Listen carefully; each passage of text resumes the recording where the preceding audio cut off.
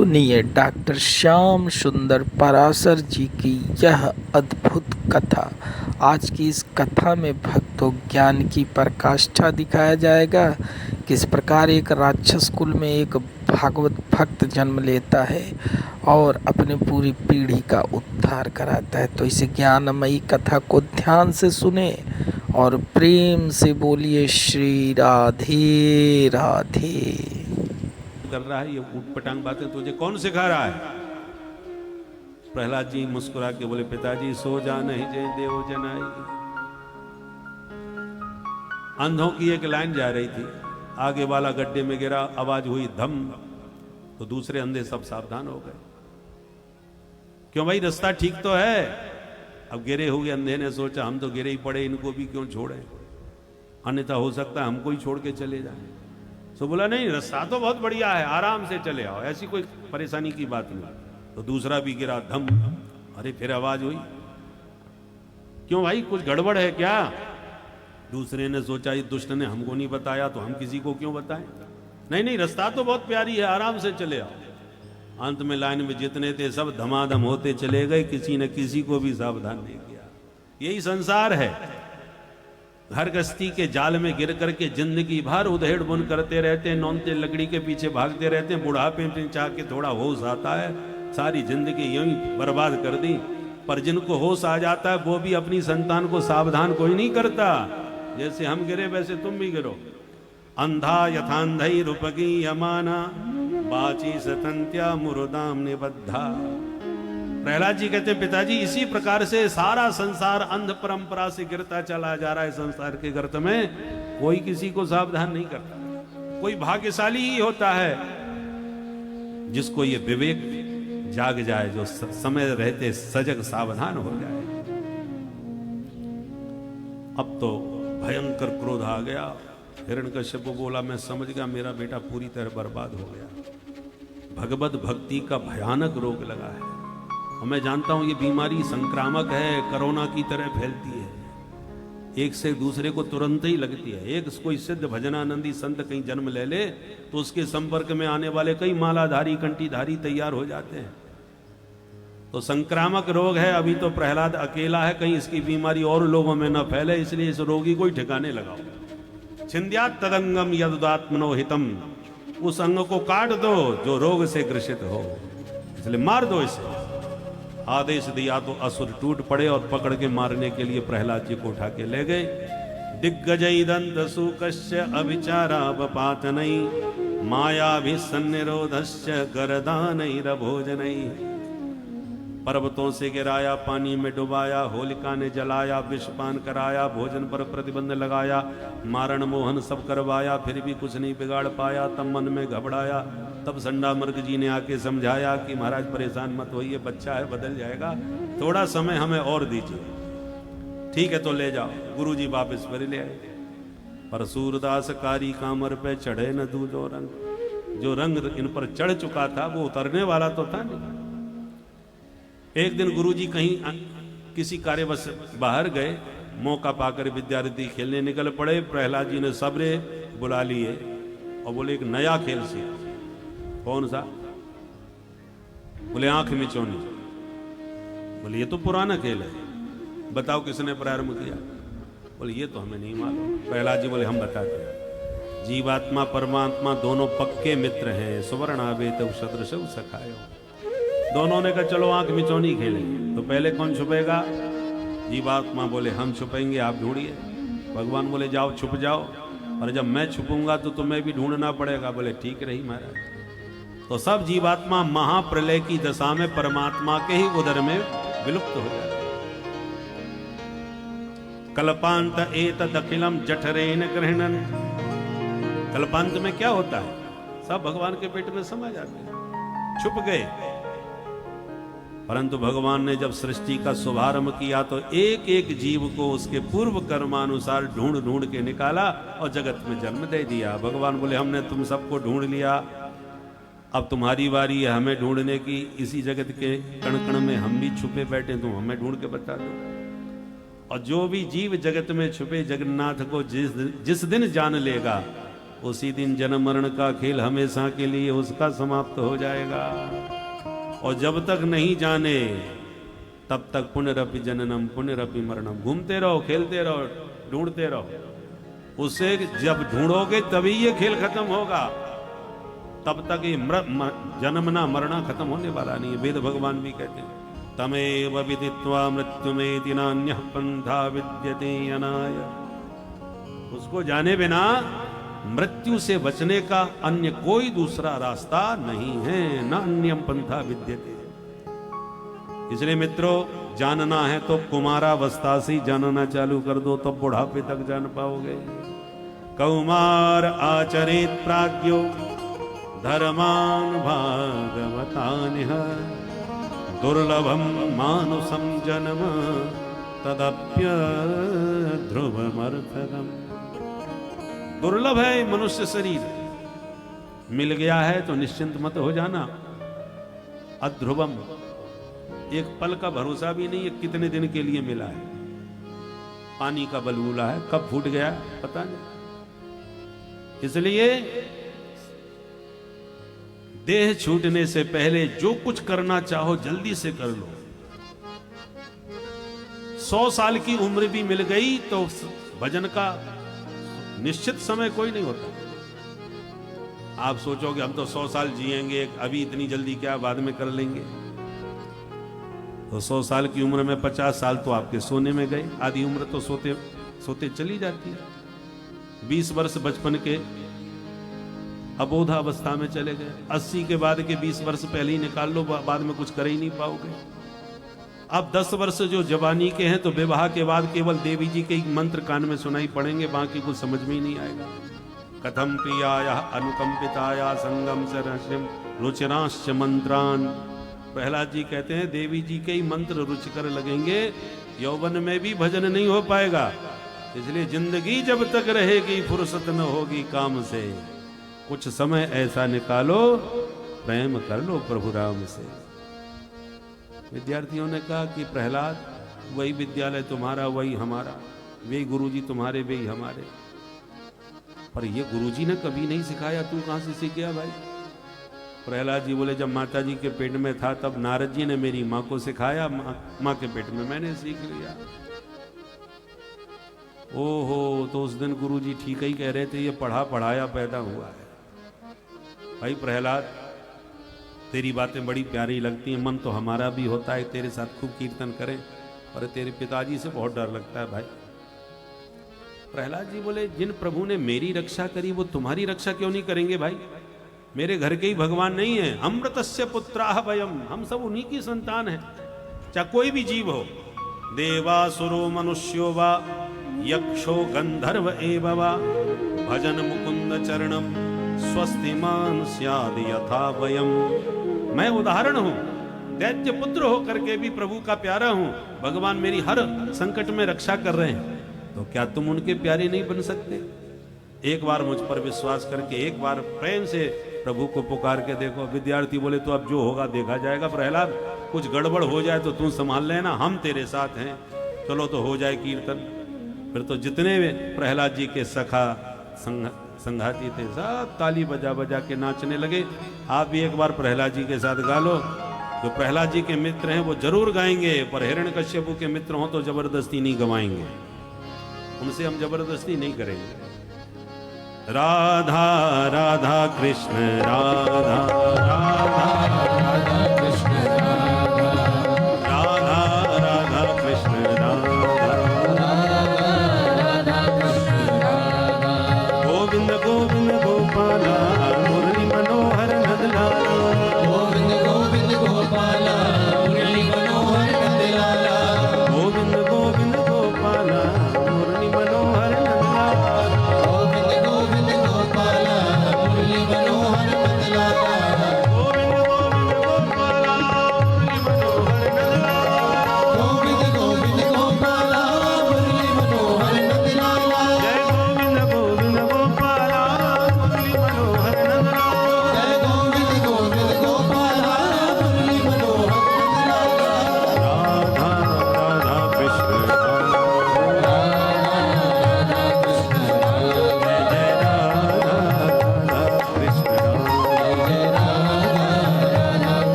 जी ने कीर्तन सुना तो घबरा गए। महाराज ने कीर्तन सुन लिया तो पहली गर्दन मेरी ही उड़ा देंगे।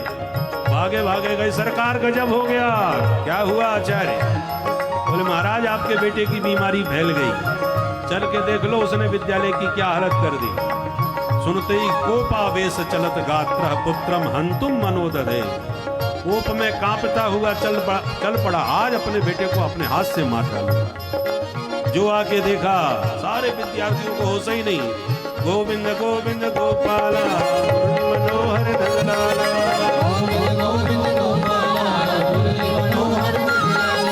गोविंद गोविंद गोपाला मनोहर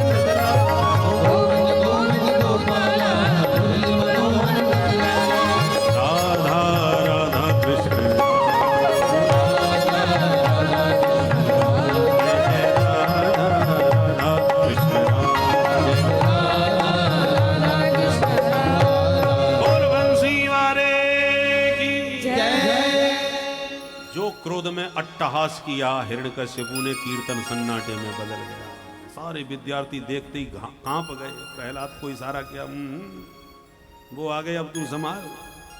प्रहलाद जी मुस्कुरा रहे, मत घबराओ, सब ठीक होगा। हिरण्यकश्यपु ने खूब गालियां दी प्रहलाद को। हे दुर्विनीत मंदात्मन कुल भेदक कराधमा, कुल कलंकी, बोल किसके बल पर तूने मेरी सत्ता को चुनौती दी?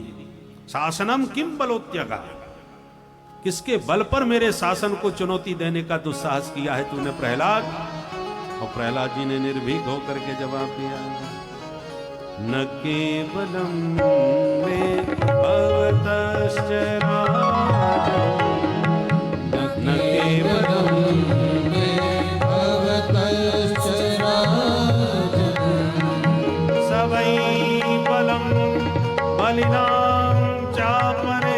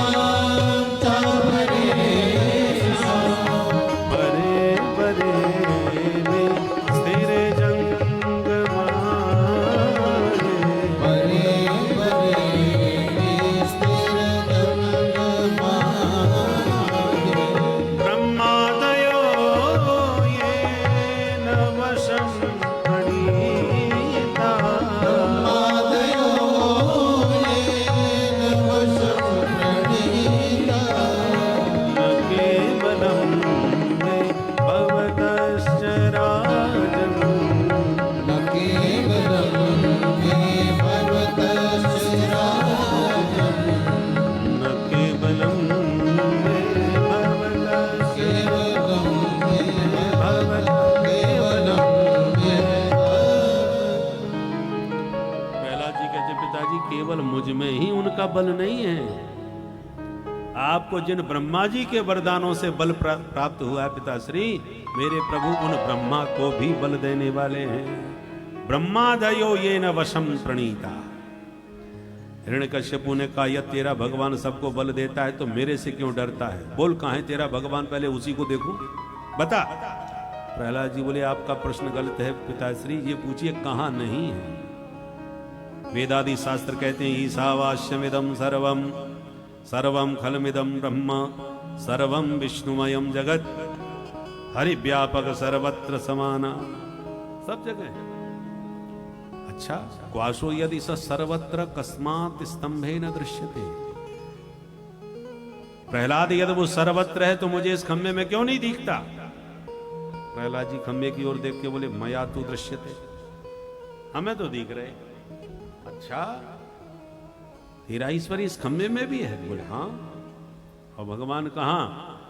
जहां भक्त की हां, भगवान वहां। प्रहलाद जी ने स्वीकृति में सिर हिला दिया और क्रोध में भरे हिरण्यकश्यपु ने तुरंत उस खंबे पर भयंकर प्रहार किया। क्रोध में खंबा फट गया और भक्त का वचन सत्य करने के लिए भगवान नरहरि नृसिंह बन के प्रकट हो गए। बोल नृसिंह भगवान की गड़ गड़गड़ानो खम्भ फाटो चरचरानो निकसो नर नाहरु को रूप अति भयानक है। ककड़ कड़कड़ावे दसन जीव लप लपावे चितपत सरोज मानो अंग जात धानो। इसी 11 मई तक जो निकली है अभी, 11 मई को ही नृसिंह जयंती थी। नृसिंह भगवान उसी दिन प्रकट हुए खंबा फाड़ के। जैसी नृसिंह भगवान की गर्जना सुनी तो दैत्य गर्जना सुन के ही मूर्छित हो गए। हिरण्यकश्यप घबरा गया, इसका भगवान है तो खतरनाक, मैंने पहली बार देखा, आधा शेर आधा मनुष्य, बड़ा विचित्र है भाई, और मैं क्यों डरूं, मेरे तो वरदान रक्षा करेंगे। ढाल तलवार संभाल करके टूट पड़ा। भगवान थोड़ी देर युद्ध का खेल खेले, जैसी देखा सूर्यास्त होने वाला है, सी पकड़ के जकड़ के गोदी में पटक के बीच दहरी में बैठ गए। सारे वरदान ब्रह्मा जी के सत्य करते हुए नखाग्र भाग से उसका उदर विदीर्ण कर दिया। बोल नृसिंह भगवान की आंतें चीर के बाहर निकाल ली। अब तो भगवान इतने भयानक लगने लगे कि देवताओं की भी हिम्मत न पड़े कि जाके प्रणाम करे आवे। एक एक श्लोक में दूर से दंडोत करते हुए देवता बेचारे भागने लगे। लक्ष्मी जी से कहा, माता जी आप ही शांत करो, हमारे बस की बात नहीं है। लक्ष्मी जी स्वर्ण थाल सजा के आरती लेके आई, प्रणाम करके आरती घुमाई। भगवान ने बहुत दहाड़ लगाई कि थाली फेंक के दैया मैया करती भागती नजर आई। अदृष्ट्वा श्रुत पूर्वत्वात् सानोपेयाय शंकिता। लक्ष्मी जी को भी कहना पड़ा अदृष्ट्वात्, मैंने आज से पहले ऐसा रूप नहीं देखा। अश्रुतम, देखा भी नहीं सुना भी नहीं, इतने भगवान भयानक। अंत में सबने प्रहलाद जी से कहा, पुत्र तेरी प्रार्थना पर प्रभु पधारे हैं तो तुम ही उनका कोप शांत कर सकते हो। तब प्रहलाद जी आए, चरणों में साष्टांग प्रभु को प्रणाम किया और प्रहलाद पर दृष्टि पड़ते ही भगवान का कोप कपूर की तरह उड़ता हुआ चला गया। स्वपाद मूले पतितम तमर्भकम विलोक्य देवः कृपया परिप्लुता उत्थापित श्रीष्ण दधात् कराम्बुजम् कालाहि पित्रस्तधिया कृता भयम्।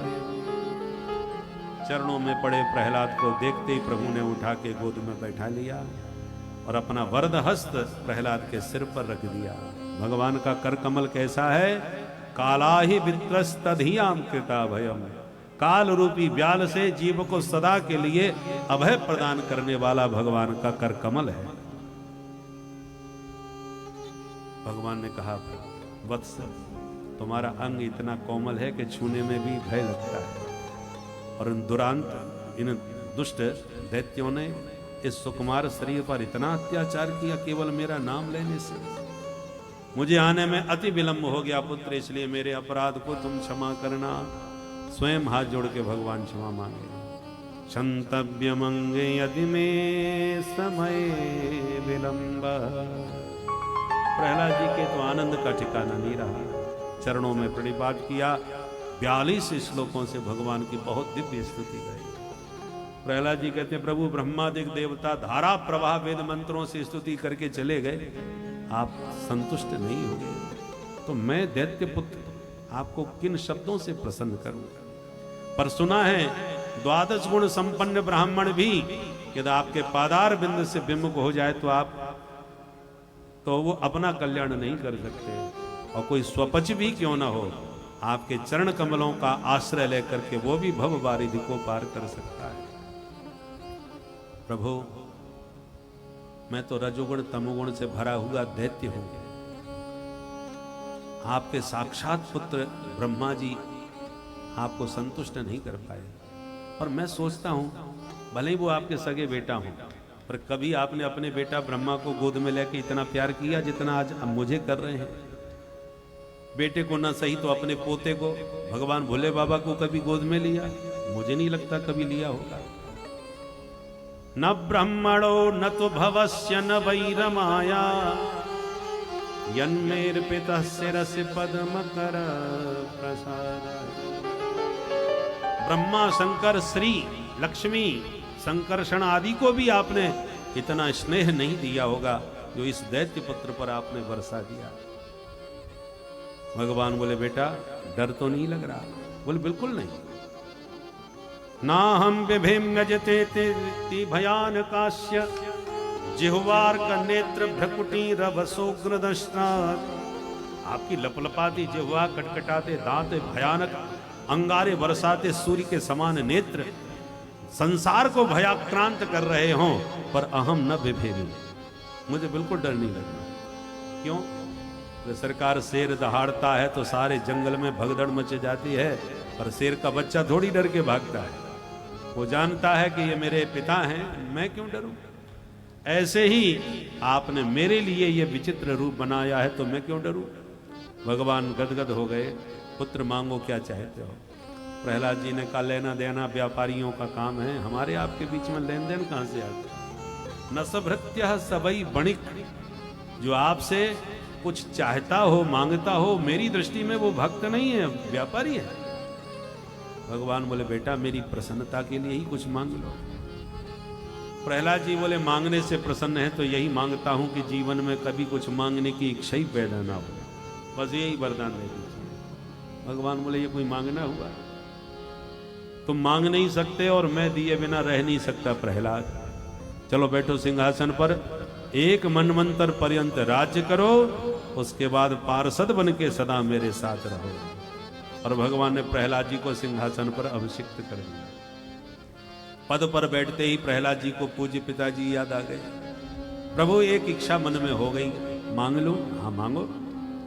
बोले मेरे पिता ने इस पद पर बैठ के आपको जीवन भर गालियां दी, बस यही प्रार्थना है कि उनकी अधोगति न हो जाए, मेरे पिता को सदगति प्राप्त हो, बस यही वरदान दीजिए। भगवान बोले बेटा तुम जैसा वैष्णव भक्त घर में जन्म ले तो उस परिवार की 21 पीढ़ियां तर जाती हैं, माता पिता की तो बात ही छोड़ दो। त्रिसप्तमी पिता पूत पितृ भी सहते नघ, यद साधोस्य ग्रहे जातो भगवान वै कुल पावन। प्रहलाद जी गदगद हो गए। भगवान बोले कुरुत्वम प्रेत कार्याणि, अब जाओ पिता का अंतिम संस्कार करो। प्रहलाद जी चल पड़े और ब्रह्मा जी प्रकट होकर प्रणाम किए। बोले सरकार आपने बड़ी कृपा करी, जो पापी दैत्य को मार दिया, इसने मुझसे वरदान लिया, सबसे ज्यादा मेरे को ही परेशान किया। ब्रह्मा जी को फटकार दिया भगवान ने, मैवम बरो सुराणाम ते प्रदेह पद्म संभव। ब्रह्मा जी खबरदार, जो किसी दुष्ट दैत्य को दोबारा इतने वरदान दिए तो अहीनाम अमृतम यथा, तुम सर्पों को अमृत पिलाने का काम करने लगे। जिन दैत्यों में स्वभावतः क्रूरता होती है, उन आतंकवादियों को तुम परमाणु बम और पकड़ाना चाहते हो। इतनी भयंकर शक्तियों से संपन्न करोगे तो विश्व का क्या परिणाम होगा। इन आतताइयों को जो शक्ति देते हैं ये आतंकवादी, सबसे पहले उसी को और उसी देश को नष्ट करते हैं। भस्मासुर की तरह जिनसे बल मिलता है उन्हीं को ये भस्म करना जानते हैं। इसलिए पात्र को ही शक्ति देना चाहिए, अपात्र की शक्ति दूसरों को पीड़ा देने के लिए होती है।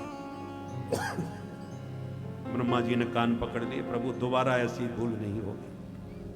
सुखदेव जी कहते हैं परीक्षित तुम ही बताओ कौन कहेगा कि भगवान पक्षपाती है।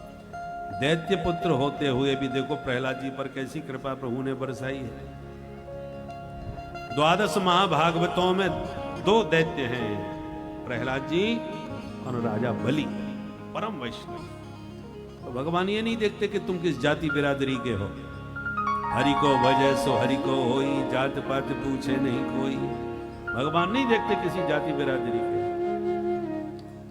उनकी कृपा दृष्टि समस्त जीवों पर समान है, पर श्रुति सम्मत आचरण तुम्हारा होना चाहिए। चाहे तुम राजा रंतदेव हो और चाहे रैदास हो, सब पर भगवान की कृपा दृष्टि रहती है। इसके बाद 5 अध्यायों में वर्णाश्रम धर्म की व्यवस्था विस्तार पूर्वक समझाई गई है। 4 वर्ण और 4 आश्रम, उनके जो नियम हैं, कर्म हैं, वो विस्तार से समझाए। अब अष्टम स्कंद में मनवंतरों की कथाएं हैं 24 अध्यायों में। एक मनवंतर में भगवान ने ग्राह से ग्रसित गजराज का उद्धार किया था। हाथी का पैर मगर ने पकड़ लिया, हथनियों ने भी खूब शक्ति लगाई पर हाथी को बचा नहीं पाई। हाथी जब हार गया हृदय से, तब हरि को पुकारा।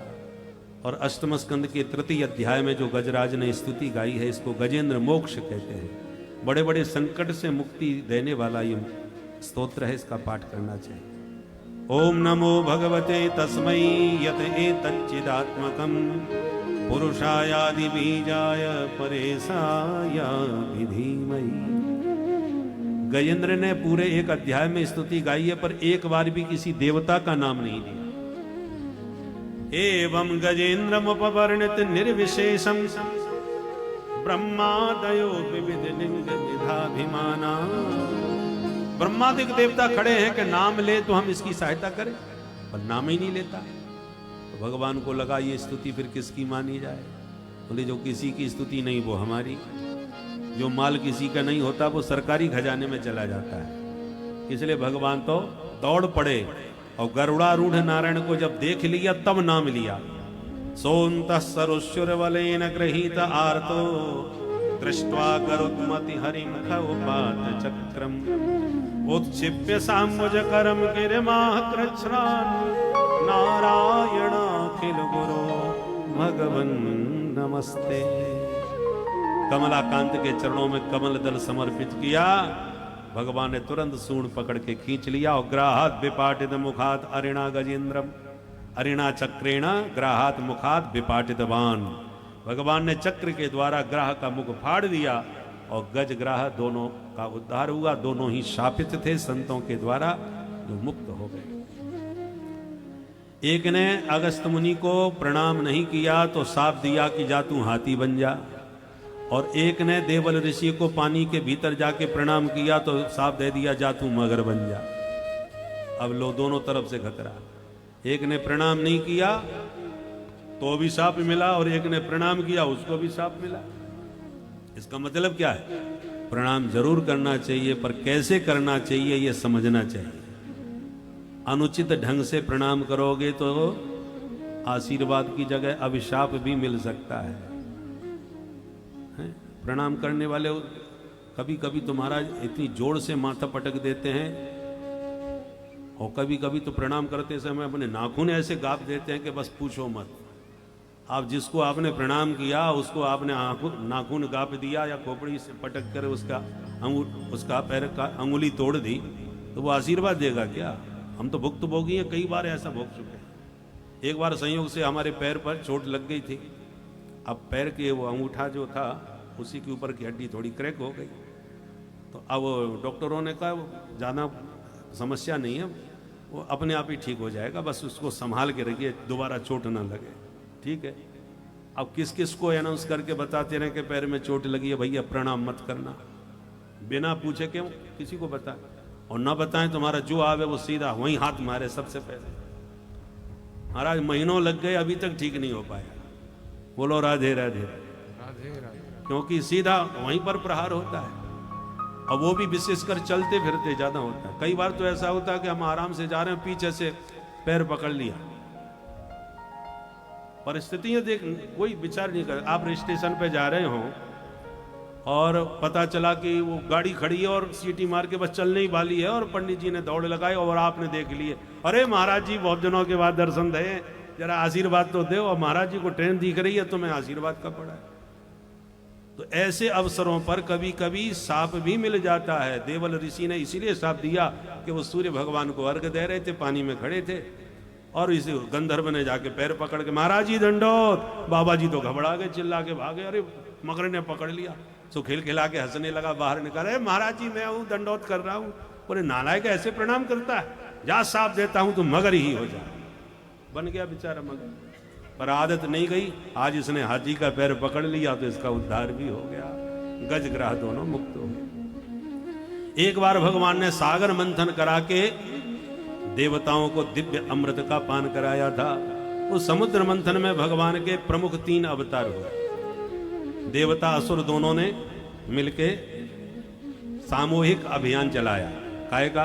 बोले सागर मंथन करके अमृत निकालेंगे, अमृत पी करके सब भैया अमर हो जाएंगे, फिर रोज लड़ाई होने दो, मरने वाला कोई नहीं। आखिर हैं तो भाई भाई, कश्यप जी के बेटा है। तो दोनों को बात समझ में आ गई। देवता और दैत्य दोनों में महागठबंधन हो गया, और चल करके मंदराचल पर्वत को उठाया, समुद्र में पटका, डूबता चला गया। भगवान ने कच्छप रूप धारण करके पर्वत को पीठ पर उठा दिया। बोल कच्छप भगवान की जय। वासुकी नाम को रस्सी बना के लपेट दिया, अहंकार में दैत्यों ने मुंह पकड़ा, देवताओं ने पूंछ। जब घर्षण हुआ तो विष उत्पन्न हुआ, जिसको भोले बाबा ने अंजलि में भर के पान कर लिया और कंठ में धारण करके भगवान भोलेनाथ नीलकंठ कहलाए। और नीलकंठ महादेव की जय। उसके बाद जब मंथन प्रारंभ हुआ तो दिव्याति दिव्य रत्न निकलने लगे। हविर्धानी ततो भवत, कामधेनु गाय निकली जो ऋषियों को दान कर दी। उच्चैश्रवा घोड़ा निकला तो बलि ने लिया। ऐरावत हाथी इंद्र ने लिया। कौस्तुभमणि भगवान ने कंठ में धारण की। रंभादिक अप्सराएं और पारिजात वृक्ष निकला जो स्वर्ग में भेज दिया। और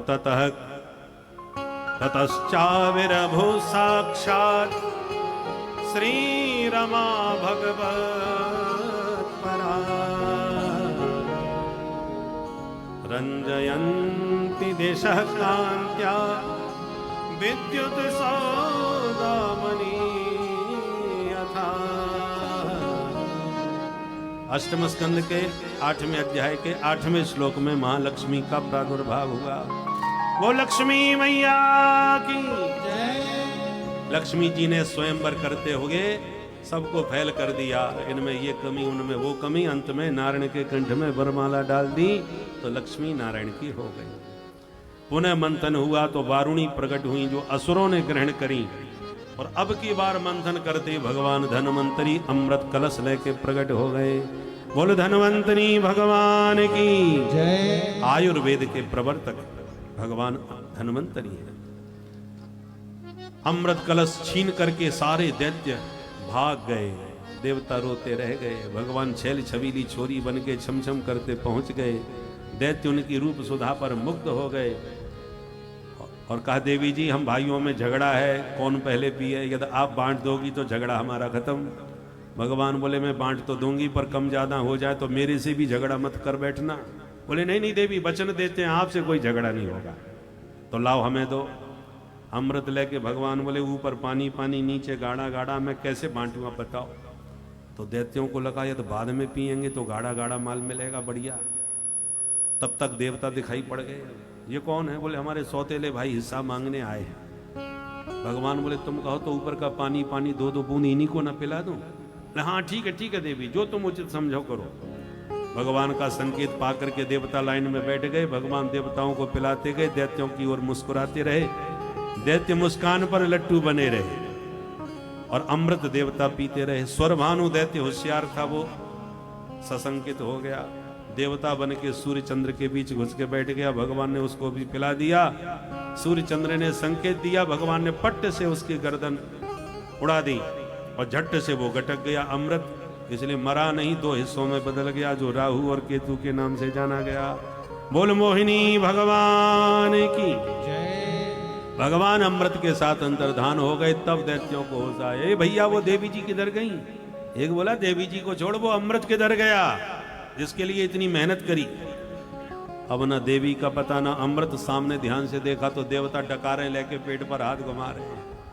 अब होश आया, अरे राम राम, लगता है बहुत बड़ा धोखा हुआ है हमारे साथ, पता लगाओ धोखेबाज कौन थी। एक बोला मैं समझ गया, वो थी नहीं था, पक्का वो बहरूपिया विष्णु ही होगा जो छोरी बन के छमछम करके हम सबको चूना लगा के चला गया।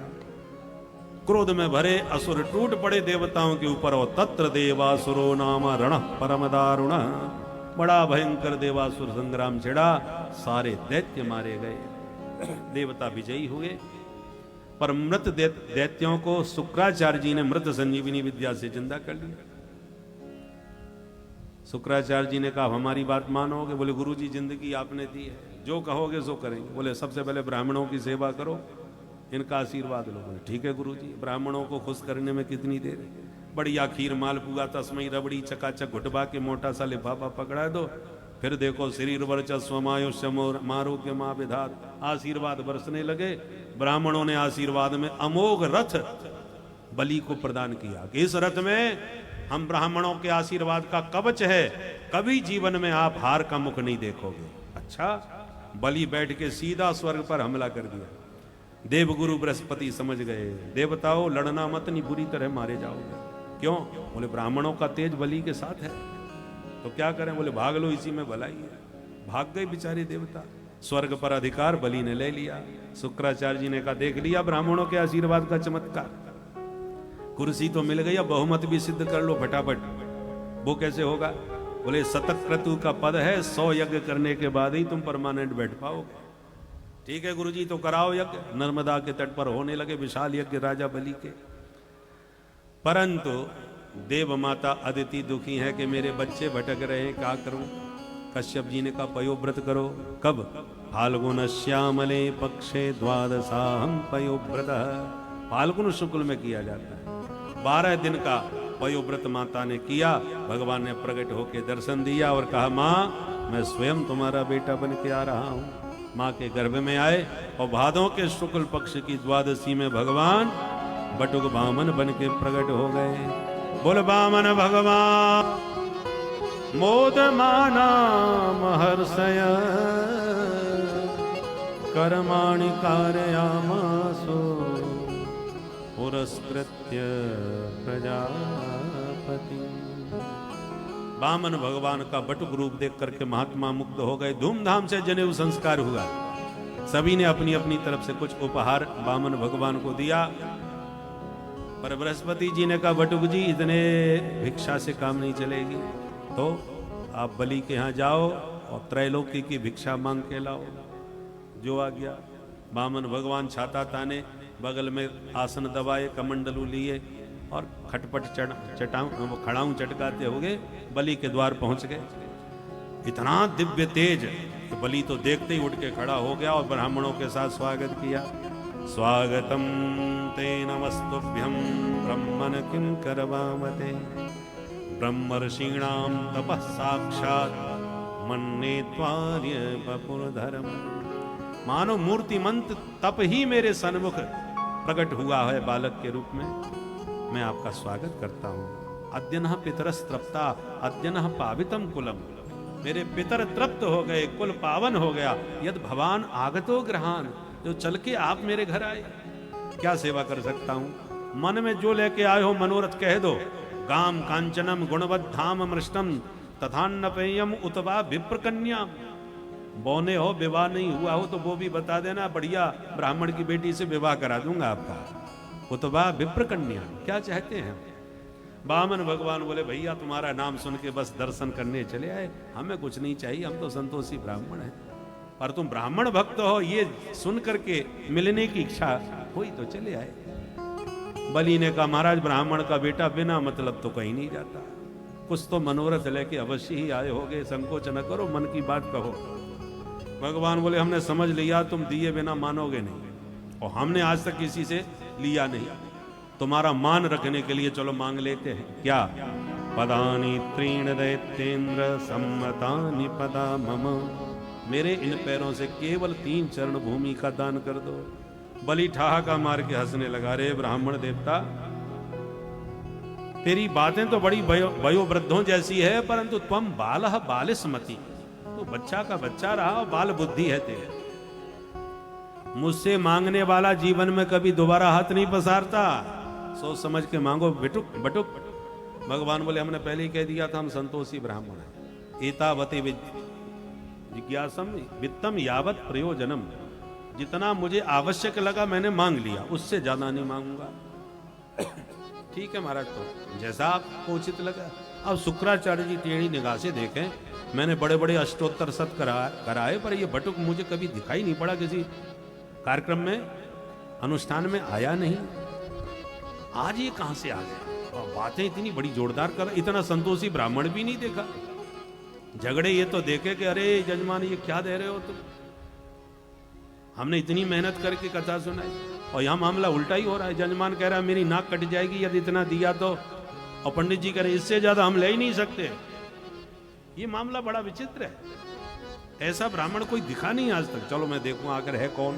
बाबा ने ध्यान है, क्योंकि उधर वेद ध्वनि सुनाई पड़ी ब्राह्मणों की।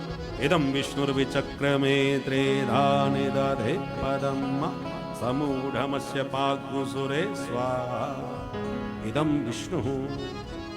श्री शुक्राचार्य जी ने तुरंत ध्यान लगाया और ध्यान में भगवान को पहचान गए। उधर बामन भगवान समझ गए। राजन जल्दी फटाफट हाथ में जल लो, हमारे संध्या वंदन का समय हो रहा है। ज्यादा समय नहीं हमारे पास। ठीक है, जल पात्र हाथ में लेते ही शुक्राचार्य जी ने हाथ पकड़ लिया। बली सावधान। अरे गुरुजी क्या हुआ? बोले पहचानो कौन है? बोले बामन है। अरे राजन ना ये बामन है ना 53, मैं इसे पहचान गया। कौन है? एस वैरोचने साक्षात भगवान विष्णुरव्ययः कश्यपात् आदितिर्जातः देवानां कार्य साधकः। देवताओं का कार्य सिद्ध करने के लिए छलिया विष्णु जो छोरी बना था वही बौना बन के आ गया है। कुछ मत देना, नहीं बर्बाद हो जाएगा। मैंने इसके हाथ पैर सब देख लिए। बलि ने कहा गुरुजी मैंने हां करके ना आज तक नहीं करी, झूठ कैसे बोलूं? बोले राजन कभी कभी झूठ बोल के काम चला लेना चाहिए। नानृतम स जुगुप्सितम। पर बलि ने दो टूक जवाब दिया कि नहीं असत्यात परो अधर्म। झूठ के बराबर मैं दूसरा कोई पाप नहीं मानूंगा, इसलिए मैं वचन से पीछे नहीं हटूंगा। गुरुदेव यदि बामन है तो 3 चरण भूमि लेके चला जाएगा, और यदि ये विष्णु हैं तो इससे बड़ा सौभाग्य कम मिलेगा कि दाता एक राम भिखारी सारी दुनिया। सारा संसार जिससे हाथ पसारता है वो जगदीश्वर आज मेरे सामने हाथ पसारेगा। इसलिए दोनों हाथों में लड्डू हैं। अब गुरुजी गर्मी खा गए, मेरी बात नहीं सुन रहा। मैं साफ देता हूं अचरात भ्रष्यते श्रिय, बहुत जल्दी तो श्री विहीन हो जाएगा। साफ दे के चले गए। बामन भगवान बोले गुरु जिला झगड़ा मत करो, देना है तो दो, नहीं हम चले। नहीं आप तो संकल्प करो।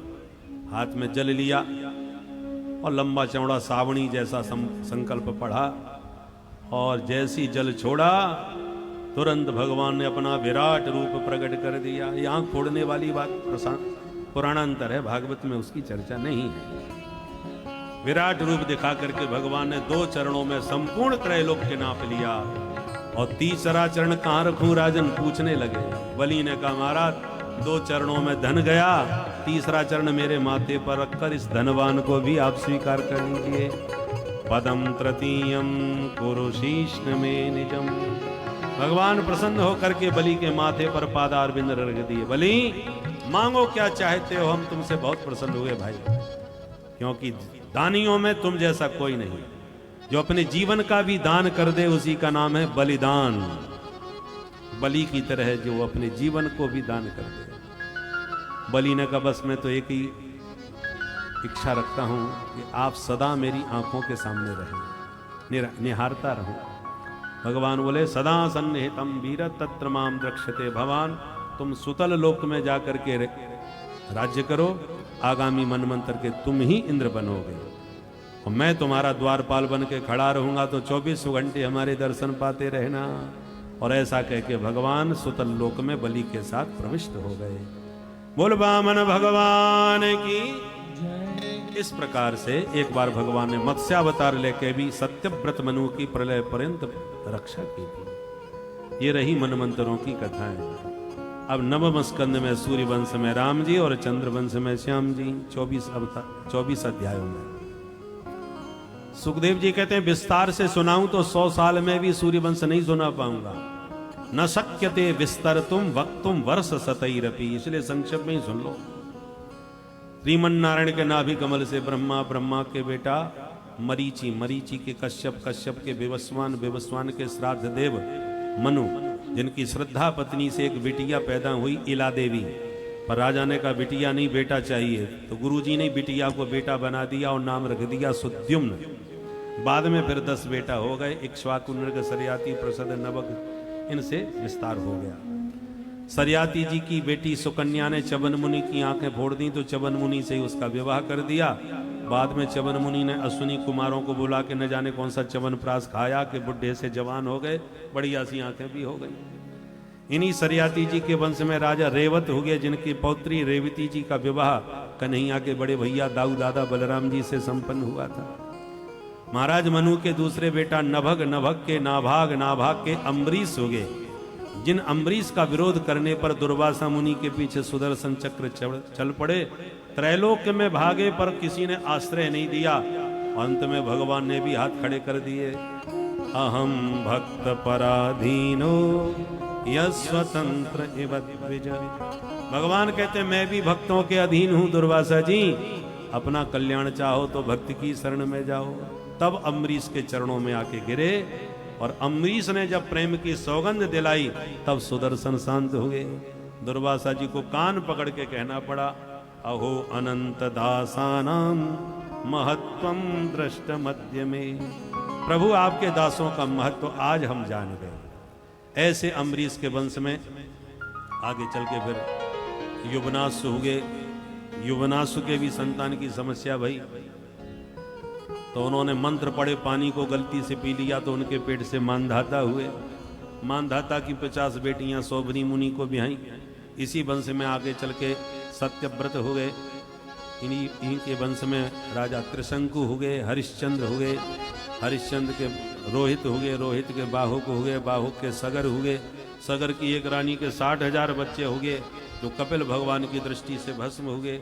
दूसरी रानी का बेटा असमंजस, असमंजस के अंशुमान, अंशुमान के दिलीप, दिलीप के भगीरथ, और भगीरथ भागीरथी गंगा को लेकर के धराधाम पर शिव जी की जटाओं से लेकर के आए, अपने पूर्वजों का उद्धार करवाए। यज्जल स्पर्श मात्रेण ब्रह्मदंड हता अपि सगरात्म जातिवम जगमो केवलम देह भस्म भी। देह की भस्म का स्पर्श करके मां गंगा ने सबका उद्धार कर दिया। बोल गंगा मैया की जय। बस 15 मिनट और लगेंगे। बोलो राधे राधे। मैंने आपसे कल कहा था ना, थोड़ा मैं आपका नैया को अंधेरे में आने की आदत है, इसलिए समय थोड़ा ज्यादा हो सकता है, संकेत कर दिया था, इसलिए थोड़ा धैर्य धारण करके बैठिएगा और कन्हैया के जन्म के लड्डू खा के ही जाइएगा। प्यार से बोलो जय श्री राधे। जय श्री राधे। केवल 15-20 मिनट, ज्यादा नहीं। सुखदेव जी कहते हैं, राजन इन्हीं जो भागीरथी लगे भगीरथ लाए, इन्हीं के वंश में राजा खट्वांगा दीर्घवायुश्च, राजा खट्वांग हुए, दिलीप हुए, दिलीप के रघु हुए, रघु के अज हुए, अज के महाराज दशरथ हुए, और दशरथ जी के घर में श्री राम लक्ष्मण भरत और शत्रुघ्न लाल जी हुए। बोल अयोध्या धाम की जय। सरजू मैया की जय। अब एक श्लोक में राम कहानी भी सुना दी। गुरुवर थे त्यक्त राज्यो व्यचरदनु वनम पद्म पदभ्याम प्रियाया पाणिस्पर्शाक्षमाभ्याम मृजत पतरुजो यो हरीन्द्रानुजाभ्याम वैरूप्या शूर्पणख्या प्रिय विरह रुषा रोपिता भ्रो विजृंभ त्रस्ताब्धिर्बद्ध सेतु खलदव दहन कौशलेन्द्रो बताना। कैसे हैं हमारे राम जी, जो अपने माता पिता की आज्ञा से अयोध्या की सुरेप्सित राज्य लक्ष्मी का परित्याग करके वनवासी बन गए, चित्रकूट में वास किए, साधु संतों को आनंद दिए, कोल भील के रातों को गले लगाए, भरत जी मनाने आए तो पादुका दे करके लौटाए, पंचवटी पर आकर के कुटिया बनाए, सुपनखा आई नकटी करके भगाई, खरदूषण आया उसे परलोक पहुंचाया, दशानन ने मामा मारीच को मृग बना करके किशोरी जी का हरण किया। राम जी विलाप कर उठे कि जानकी ने जीवन में एक वस्तु मांगी, वो भी हम दे नहीं पाए, स्वर्ण मृग ही तो मांगा था, परंतु जो मांगा वो डुप्लीकेट सोना निकला। अब असली सोने का मृग कहाँ ढूंढ के लाऊं? ढूंढते ढूंढते जानकी जी तो नहीं मिली, पर स्वर्ण मृग मिल गया। कौन? अतुलित बलधामम स्वर्ण शैलावदेय। अनंत बलवंत हनुमंत लाल जी से भेंट हो गई, और बानरों को भी मृग कहा जाता है। अंतर इतना है कि वो शाखा मृग के नाम से जाने जाते हैं। शाखा मृग के बड़ मनुषाई, शाखा ते शाखा पर जाई। तो भगवान को लगा शाखा मृग तो सोने का मिल ही गया, बढ़िया, तो उन्हीं को भेजा स्वर्ण लंका में जानकी जी के पास किशोरी जी पहले तो डर गई, एक सोने के मृग ने धोखा दिया, अब ये दूसरा सोने का मृग कहीं और धोखा न दे। परंतु खरा है कि खोटा कैसे पता चले? बोले आग में ही पता चलता है सोना खरा है कि खोटा।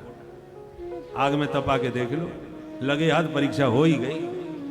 रावण ने हनुमान जी की पूंछ में आग लगाई, हनुमान जी ने रावण की मूंछ में आग लगा दी, उसकी लंका उसी की आंखों के सामने जला करके खाक में मिला दी। जानकी जी जान गई, मैंने जो देखा था वो खोटा मृग था, प्रभु ने जो खोज के भेजा बिल्कुल खरा सोने का मृग निकला, जो अग्नि की ज्वालाओं में भी चमकता हुआ सामने खड़ा है। खूब आशीर्वाद देके विदा किए। समाचार मिलते ही भगवान ने त्रस्ताभिर्बद्ध सेतु, समुद्र पर सेतु बंधन करके लंका में प्रवेश किया। और खल दव दहन, जैसे दावाग्नि जंगल को दग्ध कर डालती है, ऐसी भगवान की क्रोधाग्नि में समस्त निशाचरों का प्रभु ने संहार किया। शरणापन्न विभीषण को लंकाधिपति बनाया और जानकी जी को प्राप्त करके पुष्पक विमान में आरूढ़ होके पुनः 14 वर्ष के बाद अयोध्या लौट करके अवधेश बने। ऐसे रघुनंदन राम भद्र के पाद पद्मों में बारंबार प्रणाम है। बोल राजा राम का श्रवण करो। अथातः श्रूयतां राजन वंशः सोमस्य पावनः, यस्मिन् ऐलादयो भूपा कीर्त्यन्ते पुण्य कीर्तयः। बड़े बड़े पुण्यात्मा राजा चंद्रवंश में हुए। श्रीमन नारायण के नाभि कमल से ब्रह्मा, ब्रह्मा के बेटा अत्रि, अत्रि के चंद्रमा, चंद्रमा के बुध, बुध के पुरुरवा जिनका दूसरा नाम ऐल, उर्वशी अप्सरा से विवाह करके 6 पुत्रों को जन्म दिया। आयु, श्रुतायु, सत्यायु, रय, जय और विजय। इसी वंश में आगे चल के हो गए महाराज नहुस। नहुस के भी 6 बेटा, यति, ययाति, संयाति, आयति, बियति और कृति। उनमें जो ययाति हैं उन्होंने 2 विवाह किए देवयानी शर्मिष्ठा से। दोनों रानियों से 5 बेटा हो गए, यदु, दुर्वसु, यदु, तुर्वसु, द्रुह्यु, अनु और पुरु। सबसे छोटे बेटा पुरु थे, जिन्होंने अपने पिता को अपना यौवन दे दिया और उन पिता का बुढ़ापा ले लिया। पिता ने प्रमुदित प्रसन्न होकर के चक्रवर्ती सम्राट पुरु को बना दिया। और उसी पुरु के पवित्र वंश में महाराज परीक्षित तुम्हारा जन्म हुआ है। ये पुरुवंशी सब राजा। पुरुवंश में महाराज दुष्यंत हो गए, जिनकी पत्नी शकुंतला से परम प्रतापी भरत हुए। भरत वंश में जितने राजा हुए सब भारत के नाम से जाने गए, इसलिए भगवान अर्जुन को भी भारत बोलते हैं और सुखदेव जी परीक्षित को भी भारत बोलते हैं। गीता में भगवान अर्जुन से कह रहे हैं यदा यदा ही धर्मस्य ग्लानिर्भवति भारत, ये भारत संबोधन अर्जुन को। और परीक्षित को सुखदेव जी कहते हैं तस्मात् भारत सर्वात्मा भगवान हरिरीश्वर। परीक्षित को भी भारत कहते हैं, इसलिए भरतवंशी सब भारत कहलाए। अब पुरु के जो सबसे बड़े भाई यदु थे, उनसे यादव वंश चला। जैसे यदु वंश में महाराज अजमीर हुए, देवमीर हुए, सूरसेन हुए, आनक दुंदुभी हुए। ये आनक दुंदुभी ही बड़े होकर के वसुदेव के नाम से जाने गए, जिनकी पत्नी देवकी से 8 बेटा और 1 बिटिया भई। उसमें 8वें पुत्र हमारे कृष्ण कन्हैया, बिटिया भई वो परीक्षित तुम्हारी दादी मैया। अष्टमस्तु तयोरासीत स्वयमेव हरि किल, सुभद्रा च महाभागा तब राजन पितामही। और जैसे राम कथा कह गए, ऐसी एक श्लोक में कृष्ण कथा भी पूरी कह गई। पर परीक्षित घबरा गए कि ऐसी कृष्ण कथा कह के आगे न बढ़ जाए, तो तुरंत हाथ जोड़ के खड़े हो गए और यहीं से 10वें स्कंद में प्रवेश। कथितो वंश विस्तारो भवता सोम सूर्ययो, राज्ञां चोभयवंश्यानां चरितं परमाद्भुतम्। यदोश्य धर्मशीलस्य नितरां मुनिसत्तमा, तत्रां सेनावतीर्णस्य विष्णु, तत्रां सेनावतीर्णस्य विष्णोर्वीर्याणि संसना। प्रश्न कर दिया, महाराज आपने तो बहुत ज्यादा वंश विस्तार कर दिया, इनके वो हुए उनके वो हुए। अब जबकि परीक्षित से पहले ही कह चुके थे सुखदेव जी के विस्तार से सुनाऊंगा तो 100 साल में भी नहीं सुना पाऊंगा। न शक्यते विस्तरतुम वक्तुम वर्ष सतैरपि। फिर भी परीक्षित कह रहे कथितो वंश विस्तार, आपने वंश विस्तार ज्यादा कर दिया। ऐसा क्यों? जैसे बहुत से लोग इस जिज्ञासा में कथा में आए, आज नंदोत्सव मनेगा, कन्हैया का जन्म मनेगा, खूब खिलौने लुटाए जाएंगे, माल भी लुटेगा, उस चक्र में बैठे हैं। और इधर वो वंश विस्तार, हम कितनी जल्दी शॉर्टकट कथा कह रहे हैं फटाफट, परंतु उनको लगा ये कहाँ की बातें कहे यार, फटाफट नंदोत्सव मने, कब लड्डू बटे, उस जिज्ञासा में। तो इतना शीघ्रता से कहने पर भी लोगों को विस्तार लगेगा, जिनको अभी लड्डू खाने की उमंग मन में हो कि कब नंदोत्सव मने, कब लड्डू खाने को मिले, उनको तो विस्तार ही लग रहा है ना। ऐसे परीक्षित के मन में उत्कंठा है कब मेरे गोविंद के चरित्र प्रारंभ हो, चंद्रवंश। परंतु परीक्षित को इतना संक्षिप्त सूर्य चंद्रवंश सुनाया, तब भी परीक्षित को विस्तार लगने लगा। कथितो वंश विस्तार, किसका वंश विस्तार किया? भवता सोम सूर्ययो, जबकि सूर्य सोमयो बोलना चाहिए। भाई सूर्यवंश पहले सुनाया, चंद्रवंश बाद में, तो सूर्य का नाम पहले लेना चाहिए, सूर्य सोमयो बोलना चाहिए, पर सोम सूर्ययो कहा। क्यों? चंद्रवंश में कृष्णचंद्र प्रकट हो गए हैं, ललक उस चंद्रवंश से जुड़ी है, इसलिए चंद्रमा का नाम पहले में। अन्यथा हर जगह मंत्रों में भी देखो, सूर्या चंद्रमसौ धाता तथा पूर्वम अकल्पयत्, तो सूर्य का नाम पहले, सूर्य चंद्र कहा जाता है, चंद्र सूर्य नहीं। पर परीक्षित के मुंह से चंद्रमा का नाम पहले। ये उनकी उत्कंठा बतला रही है कि चंद्रवंश के प्रति कितना उनका अनुराग है कृष्ण चरित्र सुनने के लिए। धर्मशील यदुवंश में मेरे प्रभु कैसे प्रकट हो गए, जरा विस्तार से समझाओ।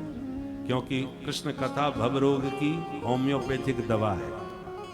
4-4 गोली चूसते जाओ, मुंह भी मीठा हो जाए, बीमारी भी जड़ से मिट जाए। ऐसे ही भवौषधात् श्रोत्र मनोभिरामा, भगवान की कथा भी प्रेम से सुनो, और श्रोत्र मनोभिरामा सुनने में भी बड़ी मीठी लगती है। और इस मिठाई को खाते खाते भवरोग, भवौषधि है, जन्म मरण की भव व्याधि को समूल उच्छेद कर देती है। और पिलाने वाला डॉक्टर कौन है?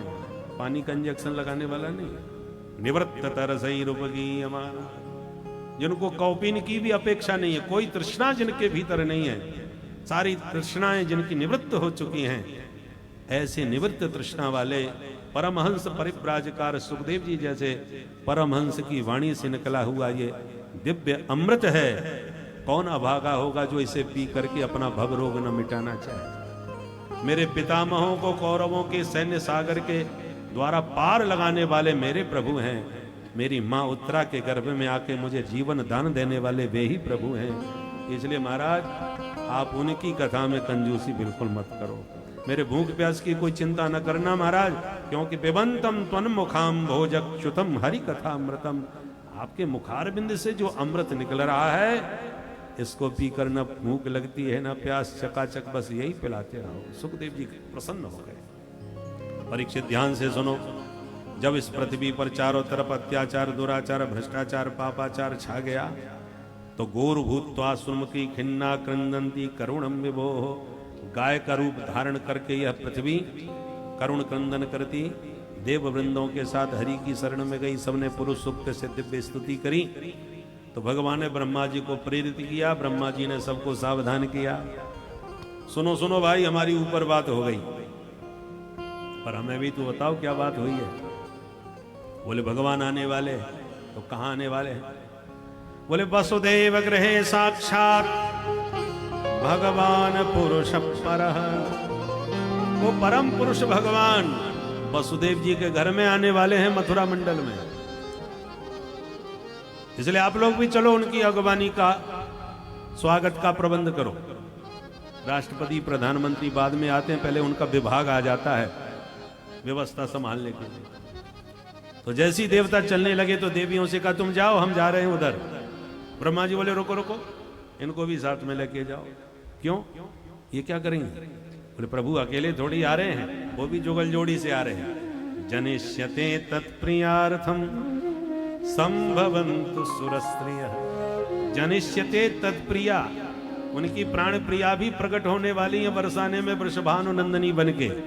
जब सरकार जुगल जोड़ी से आ रहे हैं तो तुम अकेले क्यों जाओगे? जुगल जोड़ी से जाओ, उनका स्वागत करो। कोई राष्ट्राध्यक्ष किसी विदेश से जब आता है ना जुगल जोड़ी के साथ, तो हमारे जननायक भी जुगल जोड़ी से ही जाते हैं। अब वो बात अलग है उनकी जोड़ी ही ना हो तो फिर तो अकेला जाना ही पड़ेगा, नहीं तो प्रायः जुगल जोड़ी से ही जाया जाता है। इसलिए संभवन्तु सुरस्त्रियः, तुम भी जाओ। तब तो देवांगनाएं भी खुश हो गई। और मथुरा भगवान यत्र नित्यम सन्निहितो हरि, मोक्षदापुरी मथुरा, जहां के राजा महाराज उग्रसेन बड़े धर्मात्मा पर बेटा हो गया दुष्टात्मा, नाम ही है कंस। कसी हिंसायाम, जिसकी प्रकृति ही हिंसात्मक हो उसका नाम कंस। महाक्रूर। एक दिन बाप को ही उठा के जेल में पटक दिया और बोला तुम बुढ़े हो गए, कुर्सी खाली नहीं करना चाहते, कब तक तुम्हारे मरने की राह देखो, जाओ आराम करो, सत्ता को हम संभाल लेंगे। जेल में बाप को ही पटक के कुर्सी पर सिंहासन पर बैठ गया मथुरा के। और जनता सब जानती है, आपस में बातें करने लगे कि अपने बाप का नहीं हुआ तो हमारा क्या होगा। मंत्रियों ने कहा हमारा कहीं तख्ता पलट न हो जाए आपका, जनता विद्रोह कर सकती है, कुछ ऐसा काम करो जो आपकी छवि सुधरे, बिगड़ी हुई छवि है। कंस ने कहा तो ठीक है, कुछ अच्छे काम करते हैं। तो इसने अपनी चचेरी बहन देवकी का विवाह किया वसुदेव जी के साथ, और वो इतना गजब का विवाह किया कि पूरी मथुरा को दुल्हन की तरह सजा दिया। खूब हाथी घोड़े दास दासियां खूब दी। देखने वाले दंग रह गए कि ऐसा दिव्य विवाह नहीं देखा भाई। जब जोरदार विवाह हो तो चर्चा का विषय तो बन ही जाता है कि 5,000 कितना 5,000 करोड़ कितना खर्चा किया महाराज, पूरे विश्व में हल्ला मचा दिया, ऐसा विवाह किया। तो मथुरा में भी हल्ला मच गया। जनता कहने लगी भाई सगी बहन भले ही नहीं है, परंतु उदार मना हो करके कंस ने कितनी उदात्त भाव से विवाह संपादित करवाया है, पूरी मथुरा को सजा दिया। सकारात्मक टिप्पणी होने लगी तो कंस खुश हुआ, बोले कुछ और नाटक किया जाए। तो भावुकता का नाटक दिखाया। विदाई में तो और फपक फपक के रोने लगा, मैं अपनी बहन को विदा होते नहीं देख सकता, इसलिए सारथी को हटा के बोला मैं रथ हाँकूंगा, स्वयं बहन जी को ससुराल छोड़ने जाऊंगा। सारथी को उतार के स्वयं रथ हाँकने लगा, बड़ी बड़ी जोर से रोब है महाराज, आंसू झरझर बहाव है। जनता भोली भाली भावुक हो गई। ओहो महाराज का स्वभाव तो बिल्कुल नारियल जैसा निकला, ऊपर से कठोर लगते हैं, हृदय तो बिल्कुल है इनका कोमल है, नारिकेल समाकार। पर देवताओं ने देखा ये दुष्ट बड़ा नाटक कर रहा है, भोली भाली जनता को उल्लू बना रहा है। इसका असली चेहरा जनता के सामने प्रकट करना बहुत जरूरी है, नहीं तो मामला बिगड़ जाएगा। तो आकाशवाणी कर दी देवताओं ने, अस्यास्वामष्टमो गर्भो हंतायाम बहसे बुध। है मूर्ख कंस, जिस बहन देवकी के विवाह में तू इतना गदगद भावुक है, याद रख इसी देवकी का 8वां लाल तेरा बनेगा काल। सुनते ही कंस की आंख हो गई लाल। और भगनी महंतुमारब्ध खड्ग पाणी कचिग्रही, तुरंत देवकी के केस पकड़ के रथ से नीचे पटक दिया, तलवार निकाल ली मारने को। वसुदेव जी ने हाथ पकड़ के समझाया, ऐसा तवानुजा बाला कृपणा पुत्र कोपमा, ये तुम्हारी छोटी बहन है जो बेटी के बराबर होती है। तुमने आज विवाह के अवसर पर अपनी बहन का ऐसे वध किया तो संसार में ये काला कलंक कभी तुम्हारा धुलेगा नहीं। कंस को लगा ये तो बड़ा गड़बड़ हो गया, जोश में हम होश ही खो बैठे। पर जनता सब जान गई है कितना पाखंडी है। वसुदेव जी ने समझाया, देखो महाराज आपका काल देवकी नहीं देवकी नंदन है, तो मैं आपको वचन देता हूं, पुत्रान समर्पयस्या यतस्ते भयमुत्थितम। इसके पुत्रों से भय है तो मैं इसके सारे बच्चे तुम्हें सौंप दूंगा। कंस को लगा हाँ ये बात ठीक है वसुदेव, तो एक समझौता करते हैं कि जब तक इसके 8 बच्चे नहीं होंगे तुम्हें भी यहीं रहना पड़ेगा। रह लेंगे हमारे। दोनों को नजरबंद कर लिया। भोजेंद्र गए हेग्नि शिखई विरुद्धा, सरस्वती ज्ञान खले यथा सती। भोजेंद्र गेहे, अपने घर में बंधक बनाया, नजरबंद जिसको कहते हैं। कैसे? जैसे ज्ञान खल में के हृदय में सरस्वती कैद रहती है। ज्ञान खल माने तो विद्वान बहुत है पर अपनी विद्या किसी को बताता नहीं, उसको ज्ञान खल कहते हैं। तो ज्ञान खल की विद्या का प्रकाश दूसरों पर नहीं पहुंच पाता, उसी के हृदय में घुट के बेचारी विद्या मर जाती है। ऐसे तमाम ज्ञान खल भारत में हुए जो अपनी विद्या अपने साथ ही लेके चले गए, किसी को दिया ही नहीं। चाहते थे अपने बच्चे को दें और बच्चा नालायक निकला, उसने लिया नहीं, दूसरे को देना उचित नहीं समझा, उनके साथ ही चली गई विद्या। ऐसे ज्ञान खल होते हैं। तो सरस्वती ज्ञान खले यथा सती, जैसे सरस्वती ज्ञान खल के हृदय में कैद रहती है, ऐसी भोजेंद्र के कंस के घर में देवकी कैद होती। पहला बेटा हुआ, वसुदेव जी ने स्वयं लाके कंस को दिया। कंस बोला, बड़ा तुम बड़े ईमानदार हो भाई, अपने हाथ से बेटे को देने आए हो, चलो प्रति यादु कुमारो यम, इसे वापिस ले जाओ, हम तो 8वें को देख लेंगे। और वसुदेव जी लौटे ही थे कि नारद जी पहुंच गए। ये क्या? तो पूरी कहानी सुनाई। नारद जी ने मन में सोचा, जब तक ये दुष्ट बाल हत्या नहीं करेगा तब तक पाप का घड़ा नहीं फूटेगा। तो कमल का फूल दिखा के कहा, बताओ जिसमें 8वीं पंखुड़ी कौन सी है? अलग अलग गिनवाया तो 8वीं नजर आई। अरे गुरुजी, अब मैं समझ गया आप क्या कहना चाहते हैं, पहला भी 8वां हो सकता है, 8वां भी पहला। तुरंत वसुदेव जी को बुलाया। नारद जी तो खिसक लिए और इसने वसुदेव जी को बुला के बच्चे को छीन लिया, घुमा के पटक दिया और 6 पुत्रों की हत्या कंस के हाथों हुई। सप्तमो वैष्णवम धाम यमनंतम प्रचक्षते, 7वें गर्भ में शेष जी को भेजा और योग माया को निर्देश दिया कि जाओ शेष जी को देवकी के गर्भ से कर्षित करके रोहिणी के गर्भ में स्थापित करो, तुम यशोदा मैया की बेटी बनो। योग माया ने कहा, मेरा पुरस्कार क्या होगा? मेहनताना, अरे तुम्हारा पुरस्कार ये है कि जब तुम्हें 8म संतान मान के कंस मारने का उद्यम करे तो अष्टभुजी बन जाना, फिर देखना तुम्हारी पूजा दुर्गा मैया, शारदा मैया, अंबिका मैया, कात्यायनी मैया, चंडी मैया, भद्रकाली मैया, भगवान जाने कितनी मैया बन के पूजोगी।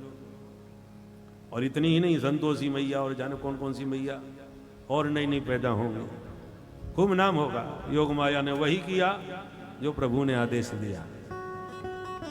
अब 8म गर्भ में साक्षात प्रभु पर आधारे देवकी मां का मुखमंडल दैदीप्यमान होने लगा दिव्य आलोक से।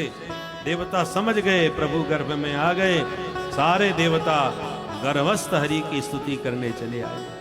सत्यव्रतम सत्य परम त्रिसत्यम सत्यस्य जोनिम निहितम च सत्ये सत्यस्य सत्यम मृत सत्य नेत्रम सत्यात्मकं त्वां शरणं प्रपन्ना।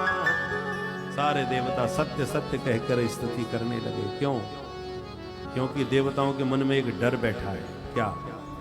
भगवान ने हमको तो वचन दिया था कि हम अवतार लेके सब दुष्टों को मारेंगे, चिंता मत करो। और जहां अवतार ले रहे हैं सारे दुष्ट इन्हीं के रिश्तेदार बने बैठे हैं। कोई मामा बना बैठा है, कोई बुआ का लड़का, तो मामा फूफा के चक्कर में ऐसी छोड़ ना दे उन्हें। इसलिए कहा सत्य व्रतम, जो व्रत लिया है वो सत्य करना महाराज, चाहे मामा हो चाहे फूफा, किसी को छोड़ना नहीं है, सबको ठिकाने लगा के जाना है आपको। इसलिए भगवान को खूब सत्य सत्य का स्मरण कराया और अंत में देवकी मां की स्तुति और प्रणाम दंडवत करके चले थे।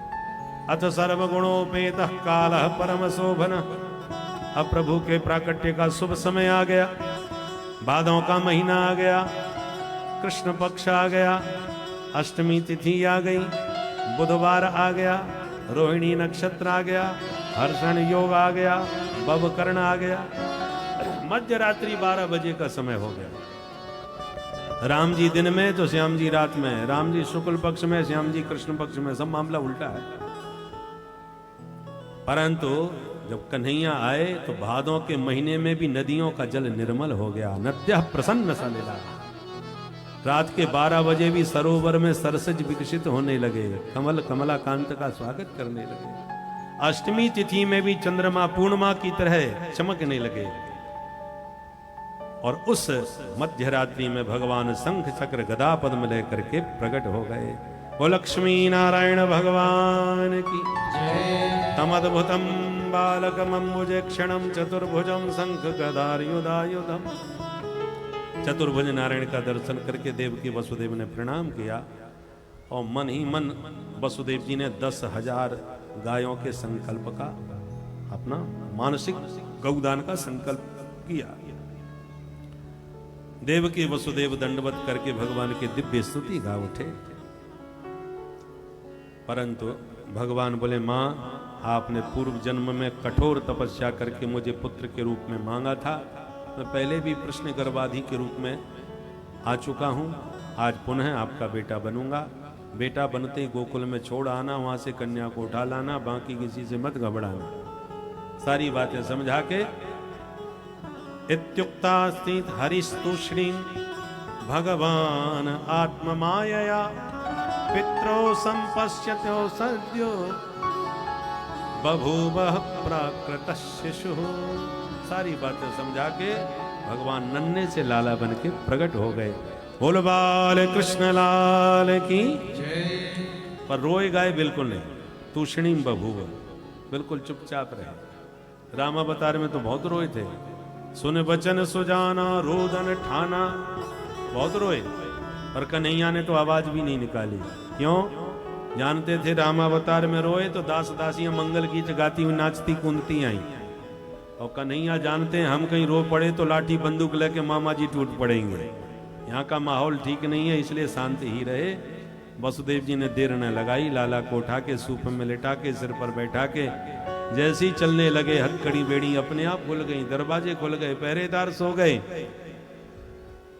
और आकाश के मेघ मंडलों ने दर्शन किए तो मंद मंद पानी की फुहारों से प्यारे का स्वागत करने लगे। जीव का संबंध जब जगदीश्वर से जुड़ता है तो भवबंधन स्वतः खुल जाते हैं, अज्ञान के कपाट भी हट जाते हैं, काम क्रोध आदि विकार भी शिथिल और शांत होकर सो जाते हैं, जीव शुद्ध बुद्ध और मुक्त हो जाता है। मेघों ने विचार किया, हम भी घनश्याम, हरि भी घनश्याम, पत्रम पुष्पम फलम तो हमारे पास नहीं है, पर तोयम तो हमारे पास है, तो जो है उसी से स्वागत कर दो। बबर सपर जन्य पांसु गर्जित से सोन वगान